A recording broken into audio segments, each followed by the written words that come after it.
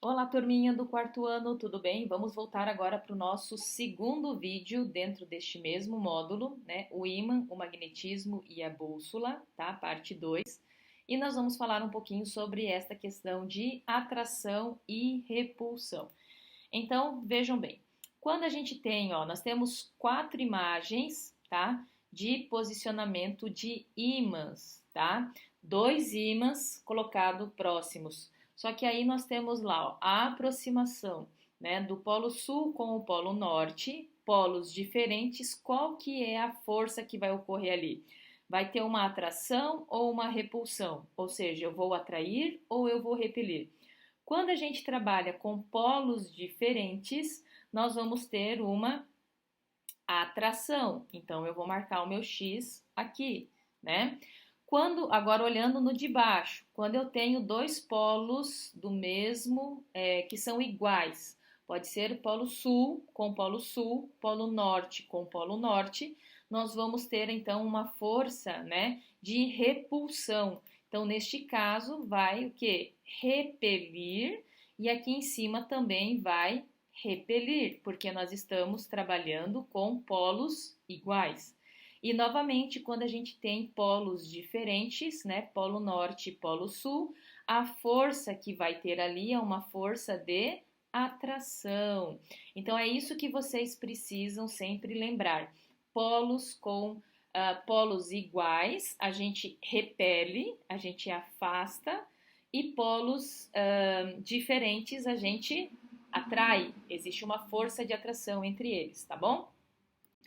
Nós tivemos dentro do material de vocês, tá? Esse texto sobre o trem de levitação magnética, tá? Então, nós vimos que o Japão, a China e a Coreia do Sul, né, são países, então, que possuem trens de levitação magnética, chamados de trens maglev.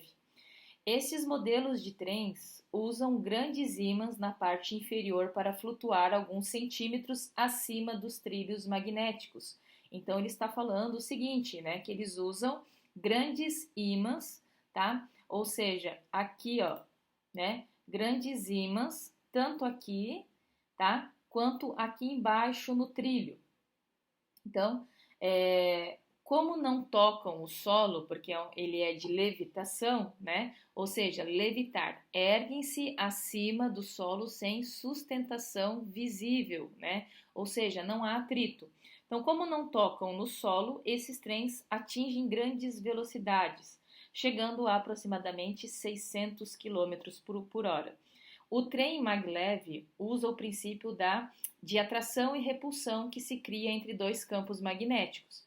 E aí, olha lá, para que o trem se eleve alguns centímetros do solo e possa levitar, que tipo de força ocorre entre os ímãs do trem e do trilho, né? Atração ou repulsão? Ele está perguntando isso aqui, ó, qual que é a força que eles vão usar aqui, ó, para que eu tenha o trem, então, né, próximo, ou seja, não encostado, que ele fique próximo. É a força, então, de repulsão. É claro que isso é um mecanismo que tem que ser controlado, né? E aí, assim, mas o importante é que faz com que o trem, ele, quando é em funcionamento, ele fique, então, erguido e ele possa, então, deslizar aqui, ó, né? Sem encostar ali no trilho. Então, olha que tecnologia bacana, né? E aí, mais para frente, nós vimos também algumas características, tá? Aqui, ó, algumas afirmações e a gente verificou se elas estavam corretas ou erradas, né? E aí nós vamos então refazer juntos. Então, a primeira frase: os ímãs criam um campo magnético ao seu redor, isto é verdadeiro. Segunda frase: o ímã tem a propriedade de atrair objetos que contêm ferro, níquel, cobalto e aço. Lembrando que aço, dentro do aço tem ferro, então está correto. Terceira frase: os ímãs atraem todos os tipos de materiais. Quando ele fala todos, aí torna essa frase errada, né? Então, essa frase aqui, ó, é errada, certo? E aí, olha lá. Quarta frase: os materiais magnéticos são atraídos pelo ímã. Então, quem possui essa característica magnética vai ser atraído pelo ímã, está correto, tá? E na última frase, assim como o ferro, o níquel e o cobalto são materiais magnéticos? Sim, né? Nós vimos isso na segunda frase, olha lá, ó, o ferro, o níquel e o cobalto, tá? Então nós fizemos esse exercício em sala também. E aí, para terminar, nós vimos esse texto. Você sabia, né? Olha lá. Brinquedos, então, brinquedos magnéticos são aqueles que contêm pequenos ímãs presos ou soltos. Por isso podem trazer risco à saúde, principalmente para a criança pequena. Se engolidos, esses ímãs podem causar dor abdominal, vômito, febre, lesões no estômago e nos intestinos e, em casos raros, podem levar à morte. Então, olha só, né? Quando tem dentro do brinquedo ímã, nós temos que tomar cuidado. É por isso que nos brinquedos, a gente comentou isso em sala de aula, que o brinquedo para criança ele tem uma classificação de acordo com a faixa etária.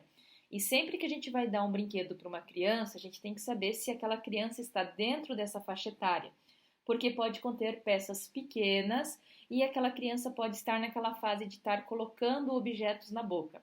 Então é isso que a gente tem que tomar cuidado, certo?